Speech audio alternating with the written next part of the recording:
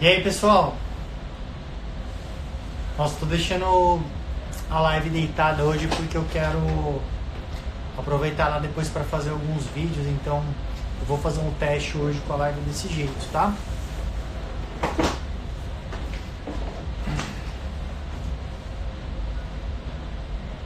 Tô achando que vai ficar um pouco ruim, mas vamos testar. E aí? Boa noite. Me dê um feedback aí, por favor, antes da gente começar. Como que tá o áudio, conexão? Está tudo bem aí?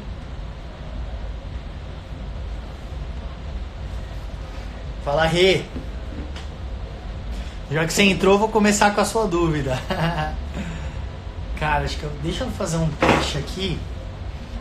Que eu vou... Enquanto eu ler as perguntas, eu vou deixar ela reta. Deixa eu fazer um teste aqui se eu consigo. Pera aí. Boa. Faço assim. Aí depois eu vou virar, tá, pessoal? Porque eu quero aproveitar alguns vídeos depois dessa live, tá? Então deixo assim. Fala, Lucão. Boa noite, meu amigo. Me dê um feedback aí, tá tudo bem? Conexão tá boa?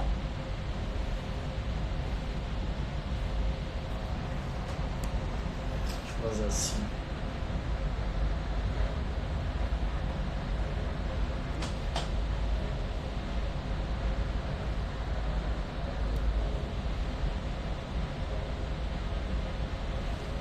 Vamos lá. Vamos começar. Legal.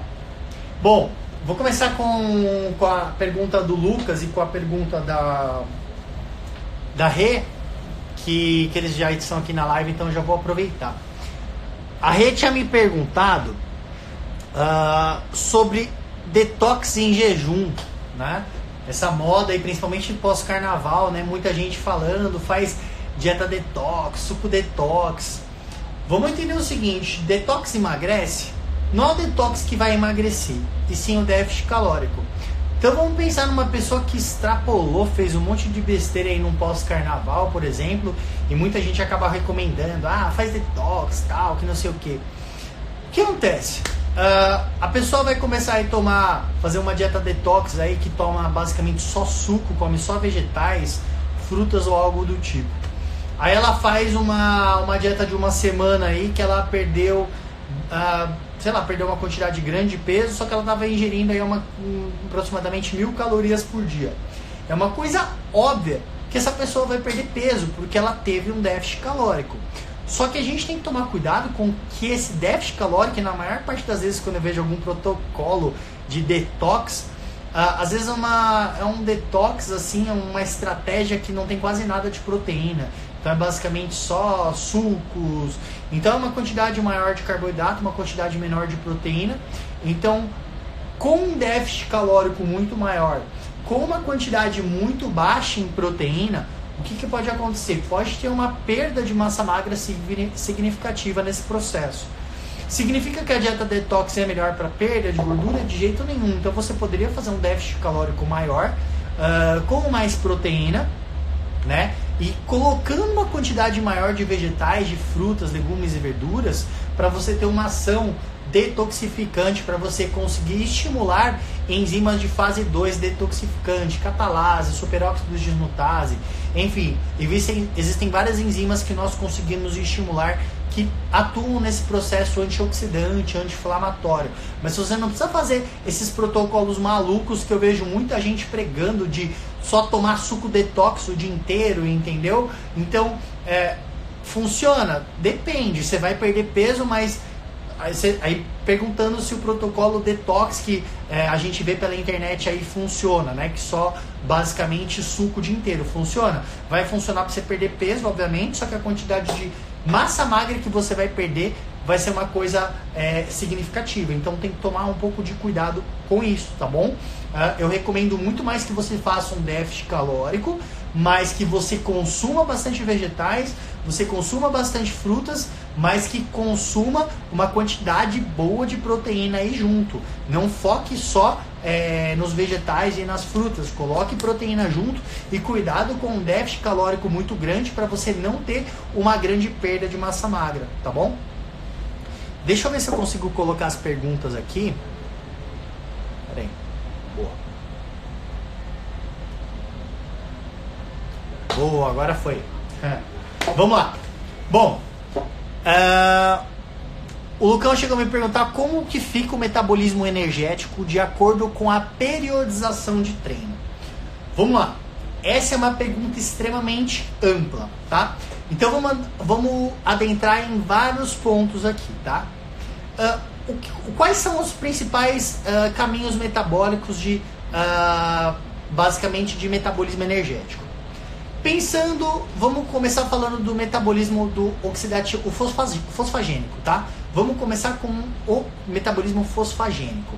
O que é? Seria basicamente os primeiros segundos de treino, quando você começa a treinar, e você acaba utilizando basicamente o ATP que já está pronto, tá? Então, isso dura nos primeiros 15 segundos praticamente. É uma fonte de energia de explosão, você tem uma energia muito rápida. Depois disso, conforme você vai seguindo o treinamento, cerca de 1 minuto, 1 minuto e meio, 2 minutos, você acaba utilizando mais a glicólise anaeróbia, tá? Ou seja, sem oxigênio. Esse processo ele gera pouco ATP, porém numa velocidade mais rápida, tá? Dentro da glicólise anaeróbia, você pode utilizar a sua própria glicose que está na corrente sanguínea. Eu até conversei isso sobre hoje com o pessoal do Telegram, nos stories, mas o ponto é, a glicólise anaeróbia da que você está na sua corrente sanguínea, ou seja, que pode ter vindo da gliconeogênese, que você está utilizando os seus aminoácidos, a gordura, né, para produzir a glicose, no caso o glicerol, né, da gordura. Você pode estar utilizando os carboidratos que você consumiu no período pré-treino, né, imediatamente pré-treino, 1 a 2 horas antes do seu treino. Então você está utilizando essa glicose, só que essa glicose que é na sua corrente sanguínea, você precisa fosforilar ela, tá? Então, quando você fosforila essa glicose pela hexoquinase, em glicose 6-fosfato, o que vai acontecer? Você tem um gasto de um ATP, tá? Então, até chegar ao piruvato, você vai o quê? Você vai ter uma geração de 2 ATPs. Quando você utiliza o seu glicogênio muscular, ou seja, o carboidrato que já está pronto no seu músculo, no glicogênio muscular, você basicamente vai ter um rendimento de 3 ATP. Por que 3 ATP? Porque essa glicose ela já está fosforilada, então você não vai precisar gastar ATP. Então o rendimento aí será de 3 ATPs. Seguindo, aí a gente vai para o metabolismo oxidativo.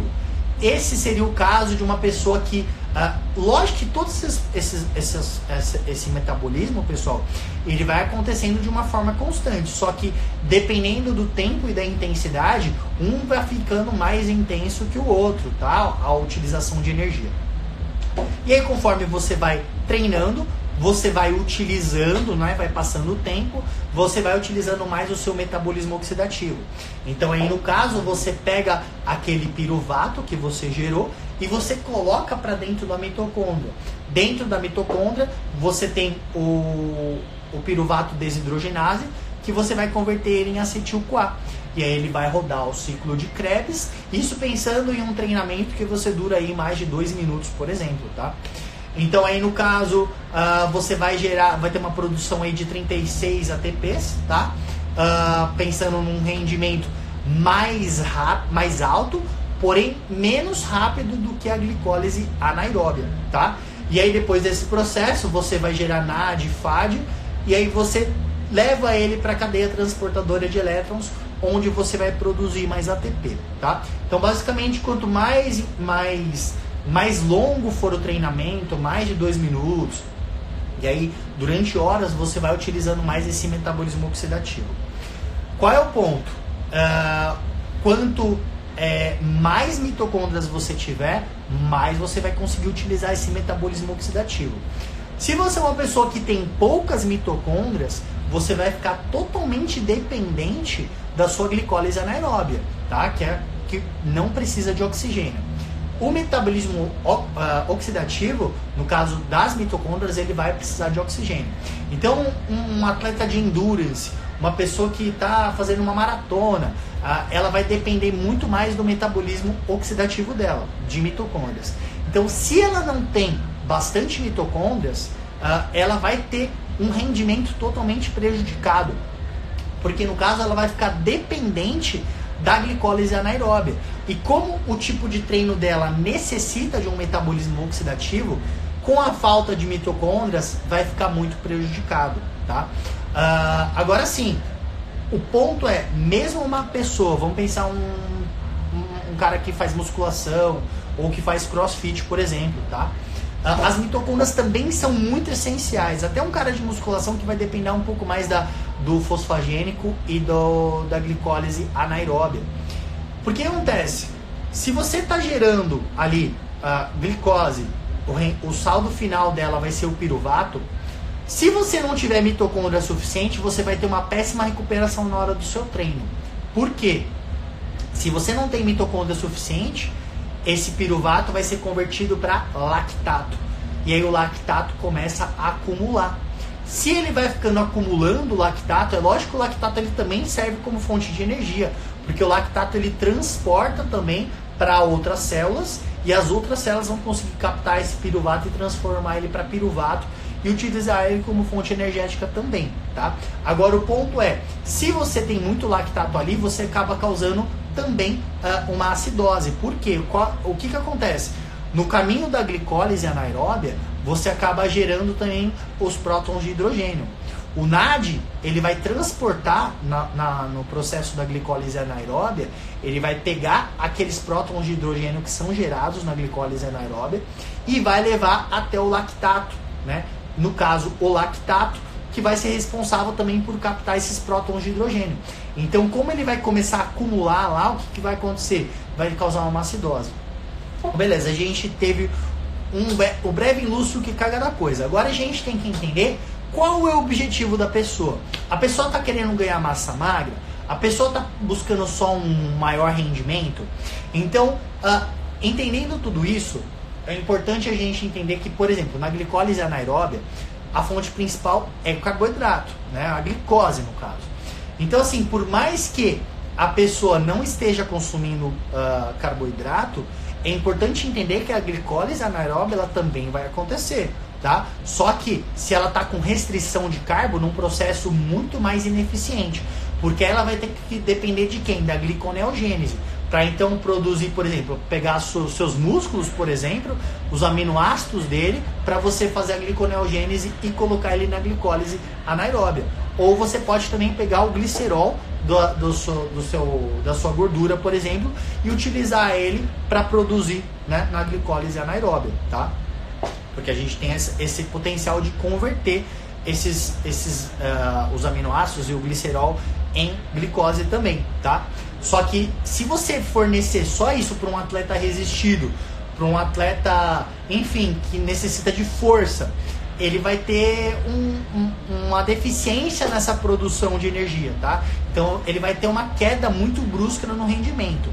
Agora, o principal que a gente tem que entender, qual fonte utilizar para cada indivíduo, é principalmente a gente entender qual é o grau de resistência à insulina dessa pessoa. Então, se a pessoa ela tem muita resistência à insulina, não adianta, por mais que ele seja um atleta resistido, um atleta de força, você ficar socando carboidrato nele.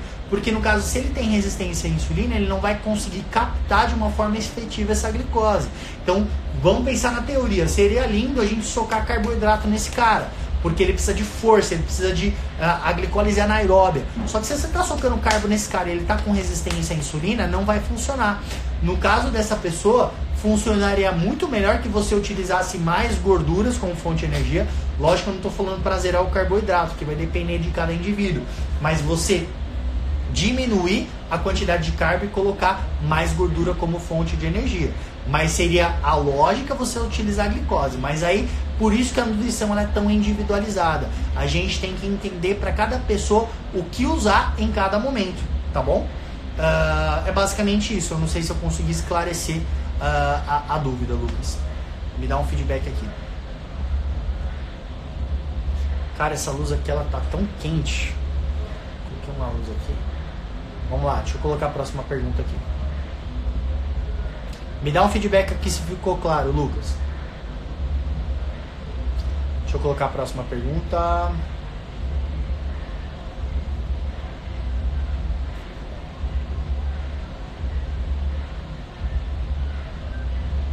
Tá. Quais as principais fontes de proteína vegetal? Quem perguntou foi a Thaís. Thaís, principais fontes de vegetais que você pode utilizar: proteína de soja, a própria soja, você pode utilizar o tofu, você pode utilizar o tremoço, ele é muito legal, as leguminosas em geral, feijão, ervilha, lentilha, grão de bico. Aí a gente tem uma gama diferente de tipos de feijão que você pode utilizar.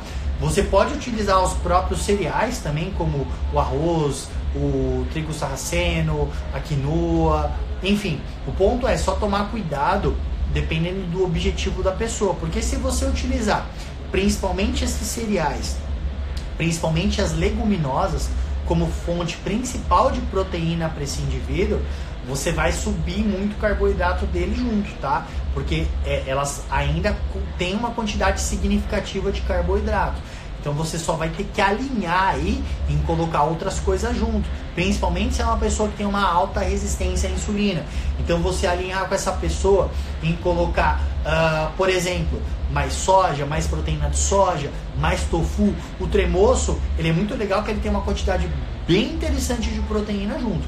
Aí o que eu acho interessante, dependendo do caso, se é um vegano, no caso, que tem um alto grau de resistência à insulina, você colocar um suplemento junto de proteína vegetal. Então, proteína do arroz, proteína da ervilha, proteína de semente de abóbora, que tem também, que você poderia utilizar. Então, você só tem que tomar cuidado com as fontes de proteína que a gente tem bastante coisa, só que em não aumentar muito o carboidrato dessa pessoa, principalmente, eu sei que tem nutricionista aqui, tomar cuidado de analisar a quantidade de carbos se essa pessoa está querendo perder peso e ela tem um certo grau de resistência à insulina.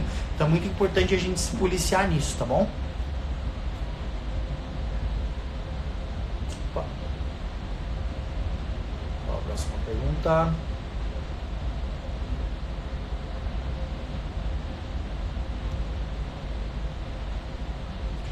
Queda de cabelo acentuada. Bom, primeiro eu tenho que entender qual é o principal fator que está fazendo cair cabelo em você, né? Primeiro ponto, vamos pensar no caso de homem, tá? Ou pode ser também numa mulher com ovário policístico. Principalmente se você tem um alto nível de testosterona no seu organismo. E aí você acaba convertendo essa testosterona para DHT, dihidrotestosterona. A dihidrotestosterona, ela tem um efeito muito significativo na queda de cabelo. Então, primeiro de tudo, você fazer um exame de sangue para ver como estão os seus níveis de DHT, tá? Se ele estiver muito elevado, aí você vai ter que entender, por exemplo, uma mulher que tem um ovário policístico, a SOP, controlar esse ovário policístico, porque a hiperinsulinemia causada pelo ovário policístico, ela pode ter um efeito, né, de estimular a produção de testosterona, tá? E aí, consequentemente, a testosterona, pela 5-alfa-redutase, ela pode ser convertida para DHT.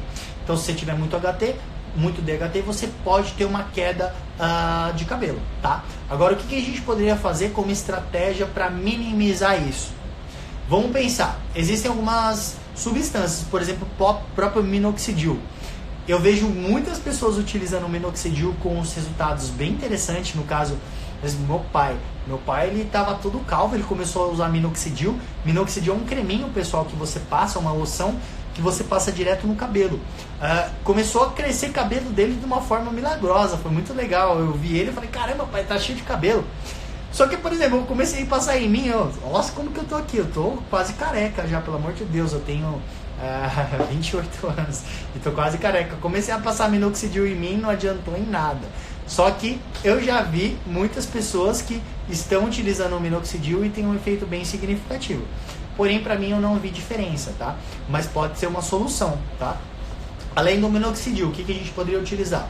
A biotina, tá? A biotina numa quantidade mais elevada, ela tem esse efeito de diminuir a queda de cabelo, tá? Então pode ser interessante também, principalmente se você tiver deficiência em biotina, tá?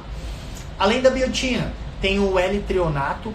O L-treonato, pessoal, ele é um metabólito da vitamina C, tá? Então, o L-treonato tem uns estudos mostrando para pessoas que têm um alto nível de DHT que ele pode ajudar no crescimento capilar, tá? Além do L-treonato, a vitamina E, também em pessoas, os estudos que eu vi, foram em pessoas que tinham alopécia devido a hiperandrogenismo. Hiperandrogenismo, no caso, seria alto DHT. Se eu não me engano, a quantidade foi de 100 UI de vitamina E por dia, foi capaz de ajudar no crescimento capilar, tá? Que mais? A melatonina também é interessante, porque, de novo, os estudos não são conclusivos com relação à melatonina, tá? Mas para algumas pessoas, porque se a gente for pensar na questão fisiológica, nas células capilares, elas têm uma expressão de melatonina. Então a melatonina suplementada, ela poderia auxiliar, tá, no crescimento capilar. Tanto que tem um estudo mostrando que ela poderia auxiliar em algumas pessoas ao crescimento capilar. Tá bom? Deixa eu ver a próxima pergunta aqui. Deixa eu até tentar mudar essa luz aqui que eu coloquei. Eu tô achando que ela tá muito quente aqui, tá? Pera aí.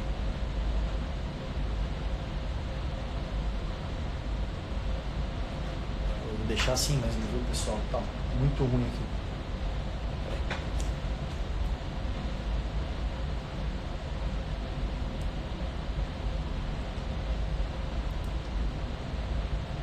Ah, já sei, calma aí.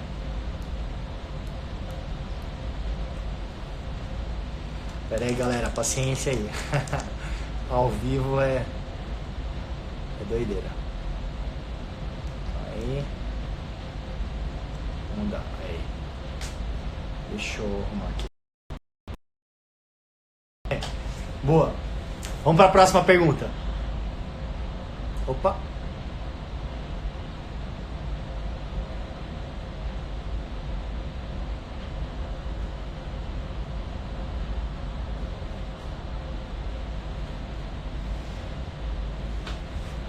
Famoso jantar para quem tem refluxo. Nunca sei o que comer. Bom, com relação ao refluxo é o seguinte, você tem que evitar comer pelo menos umas 2 horas antes de você deitar. Para quem tem refluxo, é muito importante que as refeições sejam pequenas. Então tentar fracionar o máximo possível durante o dia suas refeições em quantidades pequenas para você não ter refluxo na hora de dormir. Você poderia até pensar em distribuir uma quantidade grande durante o seu dia. Então, desde a hora que você acorda, até, por exemplo, fazer um jejum, entre aspas, no período próximo que você for deitar. Aí, umas 4 horas antes de você deitar, de você já diminui, já para de comer para não ter nenhum problema com refluxo. Aí você tem que analisar o que você está comendo também, tá? Primeiramente verificar se não está tendo uma quantidade de cafeína no período noturno, se você não está comendo muita gordura, chocolate no período noturno também, tá? Aliás, chocolate você tem que evitar de toda forma, tá? Porque ele tende a dar refluxo também, tá? Então, mas a recomendação principal para quem tem refluxo no período noturno é comer em quantidades bem pequenas, tá? E preferencialmente refeições de fácil digestibilidade. Então não vai, por exemplo, por mais que você vai comer 3 horas antes de deitar, comer um pratão de uma carne vermelha que tem uma digestibilidade dificultosa, você é uma pessoa que não mastiga bem, então se policia sempre na mastigação, tá? Em quantidades pequenas e evitar líquidos durante a refeição nesse caso, tá? Quem tem refluxo, evite sempre a ingestão de líquido junto com a refeição, tá bom?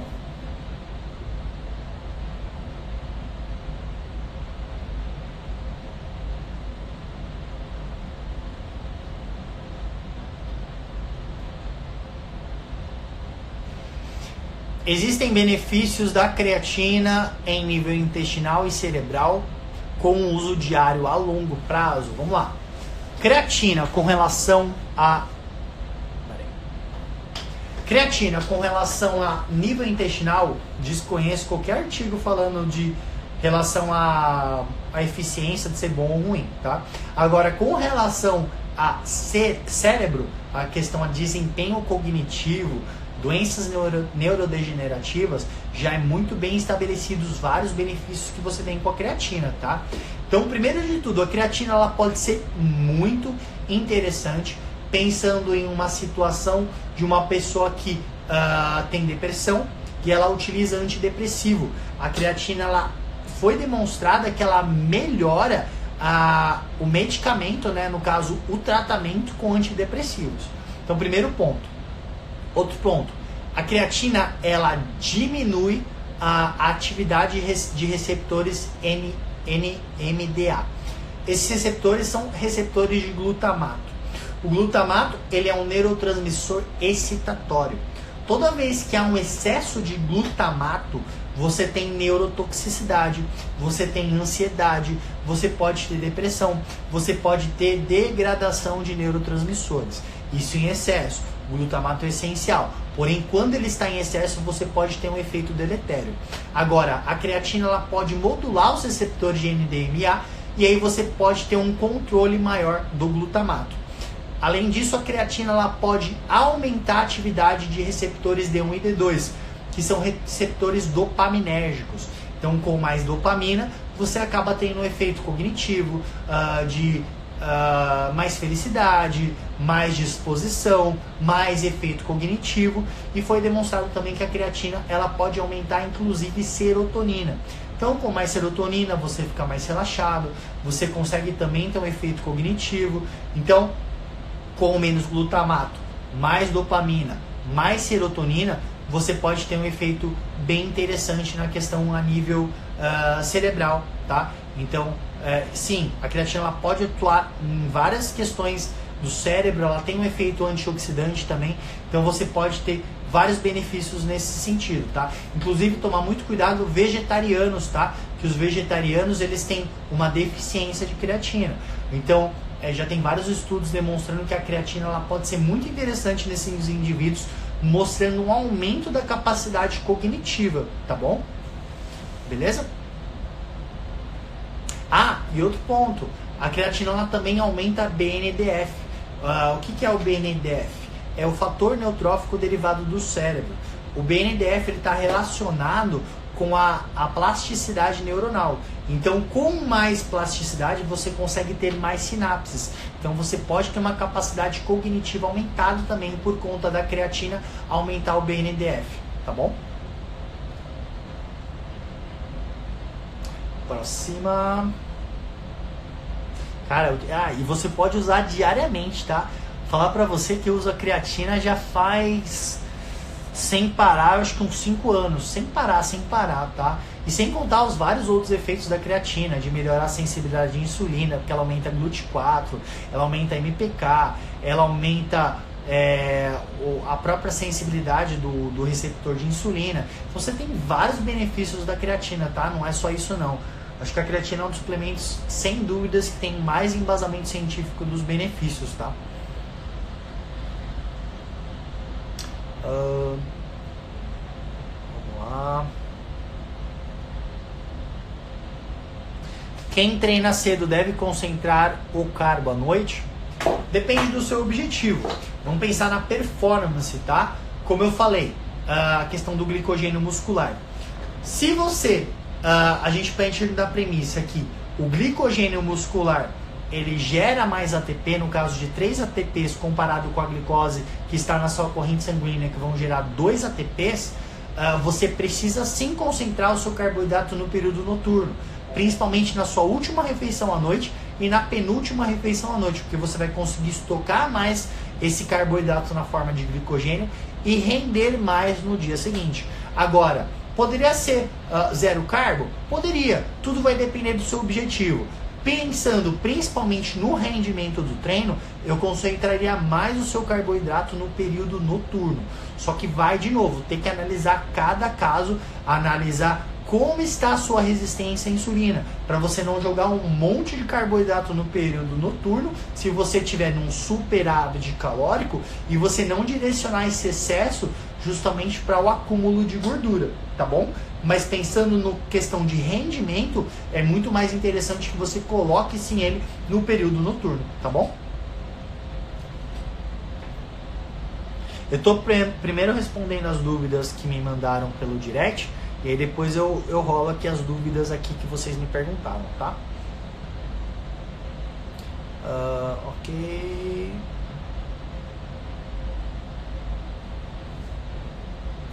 Como emagrecer comendo carboidrato? Qual a quantidade é o essencial? Faço crossfit. Vamos lá. Ó. Primeiro de tudo, o que a gente tem que entender? Para emagrecer, precisa ter déficit calórico. Ou seja, você precisa consumir menos calorias do que você gasta. Ponto final. Vamos imaginar um cenário. Você tem um gasto diário de 1.500 calorias. Vamos fazer uma suposição, tá?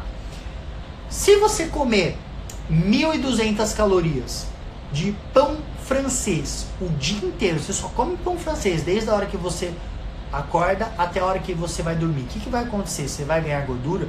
Por mais que você aumente muito insulina e tudo mais, eu te pergunto, você vai ganhar gordura? Não, você vai perder peso. Então, o ponto principal aqui é você ter um déficit calórico. Agora, se a gente fosse analisar esse cenário de você só comer pão francês o dia inteiro e não comer proteína, você teria perda de peso, só que você perderia uma boa quantidade de massa magra também, tá? O primeiro ponto, é possível emagrecer comendo carbo? Óbvio, tá? Agora, para cada pessoa que você me perguntou qual é a quantidade essencial, né? Isso é muito individual. Então, de novo, a gente tem que entender qual é a sensibilidade à insulina dessa pessoa, qual é a tolerância, a intolerância de carboidrato dessa pessoa. A gente tem que tomar cuidado com algumas pegadinhas, tá? Porque, por exemplo, se a gente vai dosar a sensibilidade à insulina, a gente quer avaliar a sensibilidade à insulina de uma pessoa por exames de sangue, a gente vai analisar isso principalmente por glicemia de jejum e insulina de jejum, tá? Então eu vou falar o meu caso, tá? Eu sou uma pessoa que eu tenho que tomar muito cuidado, que eu já fui muito obeso, então eu não posso botar muito carboidrato na dieta que eu começo a engordar se eu estou em superávit calórico. O que acontece? Que é o que eu estou fazendo agora, tá? Se eu for dosar a minha sensibilidade à insulina no exame de sangue, ele vai estar ótimo, ele vai estar lindo. A insulina vai estar baixinha, glicose vai estar baixinha. Por que ela vai estar baixa? Porque basicamente eu estou em déficit calórico, eu estou focando em perda de gordura. Toda vez que a gente está em déficit calórico, no caso eu estou fazendo aeróbico também, estou estimulando a biogênese mitocondrial, eu estou com pouco carboidrato, isso teoricamente vai abaixar o meu nível de insulina e de glicemia também. Então a minha sensibilidade à insulina no momento está muito boa. Isso não significa que vai ser sempre assim. Porque, por exemplo, quando eu voltar para uma dieta de hipertrofia, por exemplo, eu tiver com superávit calórico, a minha resistência à insulina tende a subir mais rápido. Então, isso é uma coisa genética também, isso é de cada indivíduo. Então, a gente tem que tomar cuidado com a sensibilidade à insulina. O ideal para você conseguir avaliar de fato como é a sensibilidade à insulina da pessoa é como pensando numa dieta de eutrofia ou numa dieta também de superávit calórico que não seja no longo prazo. Porque aí você vai conseguir ter um padrão para comparar como que está a insulina de jejum dela e a glicemia de jejum. Então a gente tem que tomar cuidado com essas pegadinhas de sensibilidade à insulina no momento que você for dosar o exame de sangue dessa pessoa, tá? Mas o principal é entender que isso é muito individualizado, tá? O ponto é, você consegue ter uma ótima perda de gordura. Quanto mais rápido for o metabolismo da pessoa, quanto mais alto for a sensibilidade à insulina da pessoa, ou melhor, quanto ela melhor tolerar carboidratos na dieta, mais carboidrato você precisa pôr na dieta dessa pessoa numa dieta de perda de gordura. Porque se você colocar pouco carboidrato na dieta dessa pessoa, ela vai ter um péssimo rendimento no treino, ela não vai render nada durante o dia, a queima de gordura dela não vai ser boa, ela vai perder muito massa magra. Numa situação onde uma pessoa tem uma maior intolerância a carboidrato, no meu caso, eu tenho um metabolismo mais lento, se eu simplesmente tirar bastante carboidrato, lógico que não é zerar, de novo, isso é muito individualizado. Se eu abaixar a quantidade de carboidrato, eu vou ter uma resposta muito boa de perda de gordura, tá? Então, isso é de acordo com cada indivíduo. Aí, lógico, não vai ser sempre uma dieta baixo carboidrato, por exemplo, na minha situação. Aí vão ter várias estratégias que serão importantes a gente periodizar na dieta para você continuar tendo uma ótima perda de peso. Então, no caso, por exemplo, ciclo de carbo, fazer a dieta onde você faz 2 semanas ciclo de calorias, né, ou calorias intermitentes. Então tem várias estratégias diferentes que aí seria o tema para outra live que você poderia utilizar de acordo com você vai estagnando. Porque se você usa uma dieta, por exemplo, no meu caso, de perda de gordura, com baixo carboidrato durante muito tempo, vai chegar uma hora que você vai estagnar. E aí você utiliza essas outras estratégias com mais carboidrato, no caso, no ciclo de carboidrato, para você conseguir dar um novo estímulo para o seu corpo, tá bom?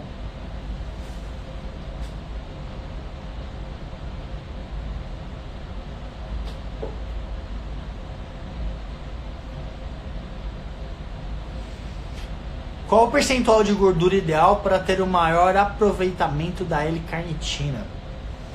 Ó, não existe nenhuma relação com o percentual de gordura e você ter um aproveitamento da L-carnitina, tá? Nenhum. Primeiro ponto, você não precisa suplementar a L-carnitina se você estiver ofertando os nutrientes necessários para a própria síntese de carnitina. O que a gente precisa para sintetizar carnitina? B2, B3, B6, B12, ácido fólico, vitamina C, vitamina B12, metionina e lisina. Se você tem um aporte desses nutrientes, você já vai ter uma ótima síntese de carnitina. Então você não precisa suplementar a carnitina, com exceção de veganos. Como veganos têm uma baixa ingestão de vitamina B12, pode ser interessante você suplementar a carnitina para esse indivíduo. Mas não existe nenhuma relação de percentual de gordura e aproveitamento da L-carnitina, tá bom?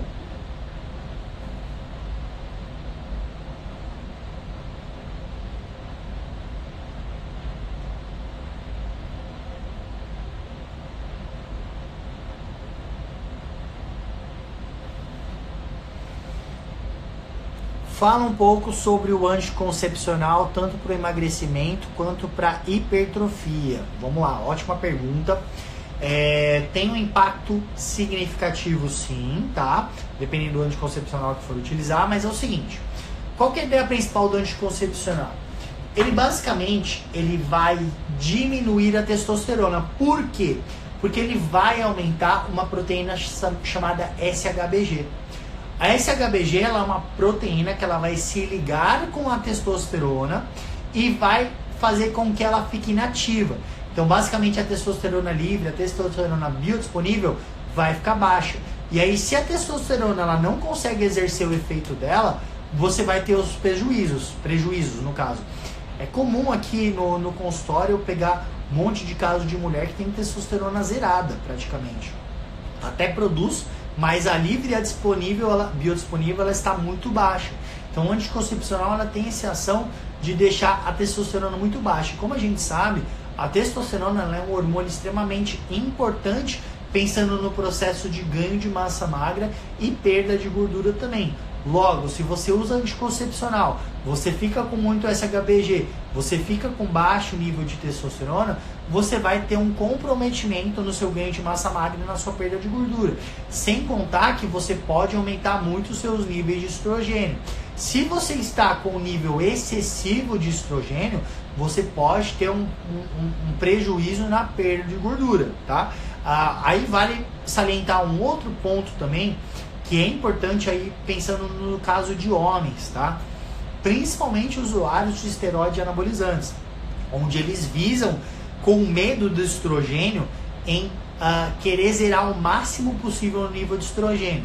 E aí acabam utilizando inibidores da aromatase, enfim, anastrozol, outros tipos também como tamoxifeno, clomifeno. Toda vez que você zera o seu nível de estrogênio, existem vários prejuízos também, principalmente pensando em questão de disposição.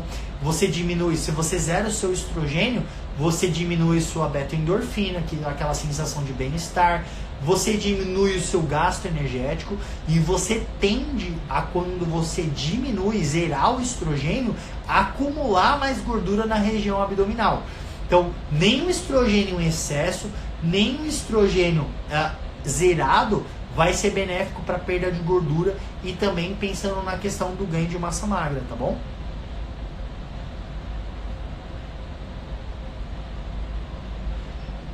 Próxima pergunta. Treinar em jejum prejudica o ganho de massa magra? Depende.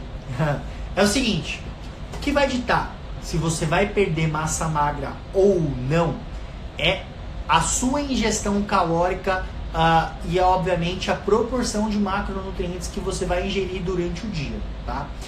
Vamos pensar o seguinte, você treina em jejum, você é uma pessoa que não gosta de comer em jejum, não, você não gosta de comer antes do treino, tá? Então o que vai acontecer? Acorda de manhã sem fome nenhuma, inclusive eu tenho vários pacientes, né? Aliás, grande parte das pessoas não conseguem comer logo a hora que acorda. E aí você, primeiro de tudo, vamos pensar que você acorda às 5 horas da manhã e 5h30 você tem que estar na academia. Você comeu não vai fazer diferença nenhuma, porque você não vai conseguir ter uma absorção eficiente, né? E muito menos uma absorção intracelular dos nutrientes. Então você comer ou não, você comer só pode acabar até te prejudicando, tá? Então aí pensando o seguinte, ok, você vai treinar em jejum. Você vai ter uma degradação de proteínas nesse momento? Sim, você vai ter um catabolismo maior de proteínas. Porém, é muito importante a gente entender como anda o seu balanço nitrogenado durante o dia, né? Então, por mais que você tenha uma perda de massa magra nesse momento, um catabolismo muscular nesse momento, as refeições que você vai ter no período pós-treino, todas as refeições que vão seguir a sua refeição pós-treino, elas já vão basicamente compensar esse catabolismo que você teve, tá? Então, vamos supor que você treina todo dia em jejum, só que você está numa dieta de superávit calórico, você está ofertando todos os nutrientes que você precisa, você vai conseguir ter um excelente ganho de massa magra, desde que seus níveis hormonal, a sua recuperação, a sua periodização de treino esteja bem alinhado. Então você pode sim treinar em jejum numa boa, desde que as suas refeições subsequentes ao treino estejam bem equilibradas, tá bom? Então você tem um catabolismo maior no começo, porém você recupera tudo depois, você tem um equilíbrio aí depois, tá bom?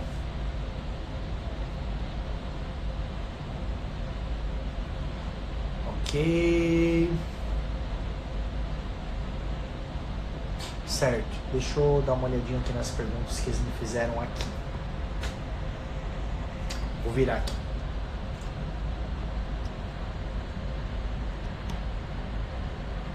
Ficaram claras aí as perguntas, pessoal? As respostas, no caso? Bom, eu vou pegar mais algumas perguntinhas aqui então, tá? Mais umas 3 perguntinhas. O uso contínuo de corticoides prejudica o ganho de massa magra? Com certeza. Quanto mais cortisol você tiver na sua corrente sanguínea, mais degradação de massa magra você tem. E além do que, se você tem muito cortisol também, você vai ter muita retenção e você vai ter um prejuízo também na sua perda de gordura, principalmente gordura abdominal. Quando o cortisol está em excesso, você pode ter perda de gordura em regiões extremas, então braço, perna, mas você tem um acúmulo de gordura na região central.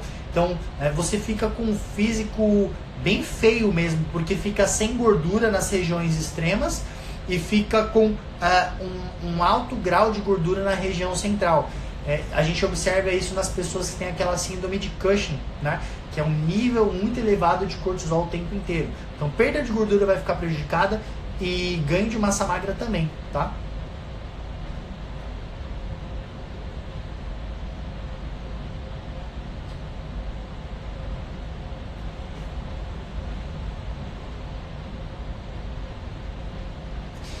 A Carla Emília perguntou: comecei a fazer crossfit, caiu meu rendimento no treinamento de força. Tenho que aumentar o carbo?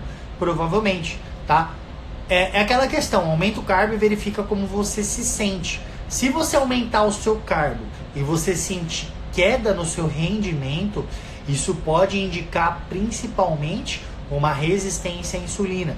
E aí, no caso, o excesso de carbo, o aumento de carbo está sendo prejudicial.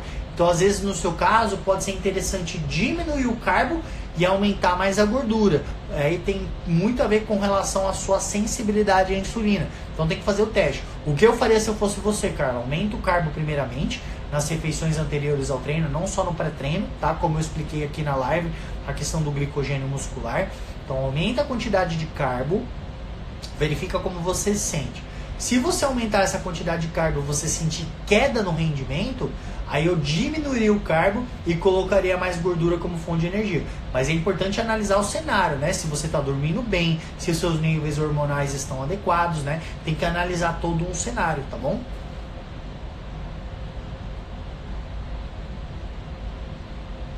O que fazer para melhorar a enxaqueca?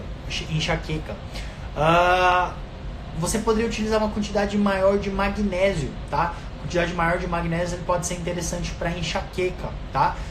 Vitaminas do complexo B numa quantidade maior, a vitamina B6 principalmente, ela pode ajudar bastante na enxaqueca, tá?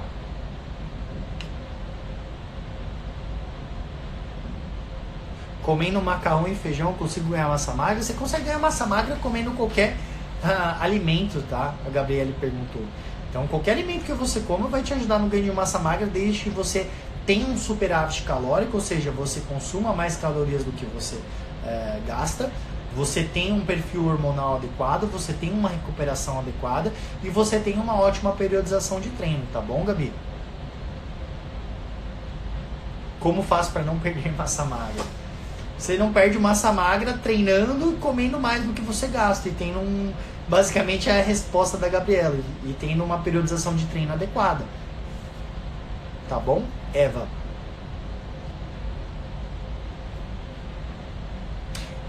O Lucas me perguntou, acho que com relação à dúvida que ele tinha me perguntado. Colocando em outras palavras, quanto maior o tempo de duração de treinamento, maior a necessidade de carbo. Mas deve-se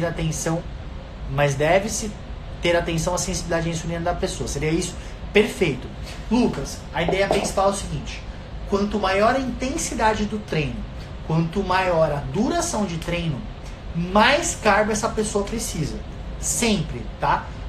Por mais que... Vamos pensar numa pessoa, um obeso, tá? Ele tem um nível excessivo de resistência à insulina, tá? Mas ele é uma pessoa que... É um cenário um pouco improvável, mas... É uma pessoa que tem muita resistência à insulina, ele vai fazer uma maratona de 3 horas em um nível intenso. Então o que pode acontecer? Ele vai precisar de um pouco de carbo, tá? Porque essa via metabólica de gasto de energia vai necessitar isso, tá? Mas essa é a base principal. Quanto maior o nível de atividade física dele, intensidade, maior a duração, mais carbo você coloca. Mas tomando cuidado com a questão da sensibilidade à insulina da pessoa e tomar cuidado com a pegadinha da sensibilidade à insulina, como eu expliquei do meu caso, tá? E analisar principalmente a tolerância dessa pessoa ao carboidrato, tá bom?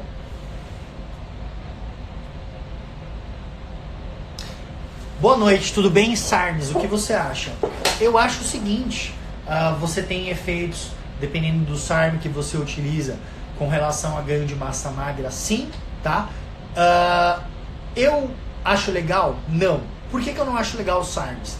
Porque SARMs, ele basicamente vai ter o mesmo efeito de um esteroide anabolizante, porém, muito menos efetivo, tá? Você vai ter um ganho de massa magra, de perda de gordura, só que comparado com o esteroide anabolizante, como oxandrolona, estolazolol, enfim, vários tipos de esteroide anabolizante que você tem, o seu ganho vai ser muito menor e os colaterais vão ser muito parecidos.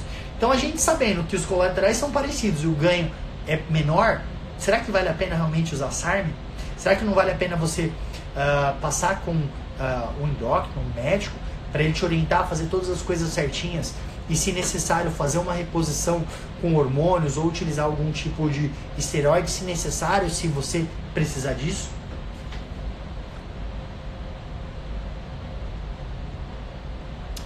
Roberto, 5-HTP é uma boa para reduzir o apetite? Sim, numa quantidade maior. Temos estudos muito interessantes mostrando o 5-HTP utilizado numa quantidade maior, fracionada durante o dia, 100, 300 miligramas fracionados, em reduzir o apetite. Porque o 5-HTP, ele basicamente é precursor de serotonina. E a serotonina, ela é capaz de se ligar no nosso hipotálamo, atuando principalmente em PONC e CART, tá? PONC e CART basicamente são neurônios que estão relacionados à saciedade, tá? Então, sim, é uma boa para reduzir apetite, tá bom? Tomar um pouco de cuidado, que algumas pessoas podem sentir muito enjoo.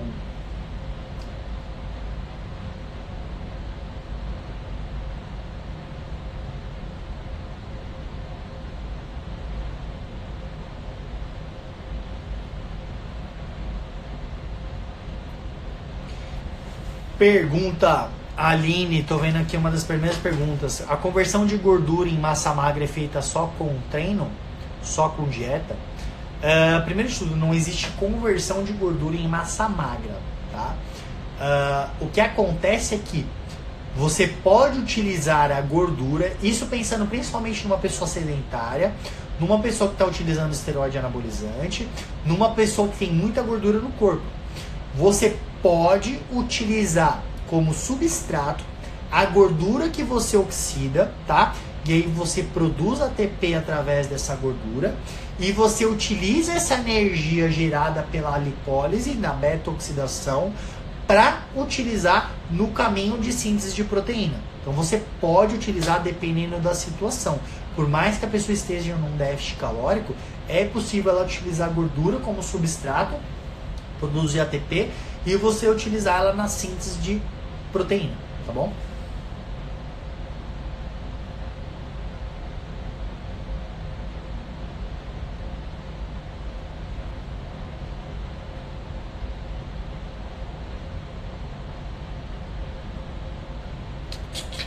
Certo, pessoal? Galera, vou finalizando aqui, tá? Passou bem rápido aqui. Espero que tenha esclarecido as dúvidas de vocês.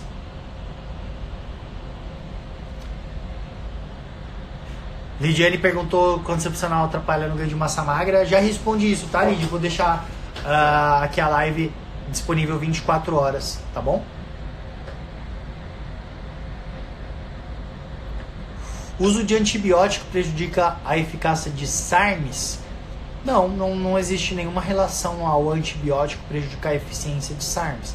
O problema é que o antibiótico ele vai te prejudicar em vários sentidos, de causar uma desbiose intestinal. Desbiose não, né? Você vai acabar com a sua microbiota intestinal, então você pode ter um efeito indireto por exemplo, piorar a resistência à insulina, enfim. Mas não tem nenhuma relação direta do antibiótico com os SARMs, tá, Thaís? Beleza, pessoal? Então vou finalizar aqui a live. Espero que tenha esclarecido a dúvida de vocês. Se eu respondi a dúvida de vocês e não foi tão clara a minha resposta, pode me mandar mensagem depois no direct. Tá legal? Então é isso aí. Estamos aí na consistência toda semana. Semana que vem tem mais live, tá bom? Então é isso, pessoal. Fiquem com Deus. Boa noite. Beijo no coração de todo mundo. E a gente se vê na próxima semana, tá bom? Fiquem com Deus.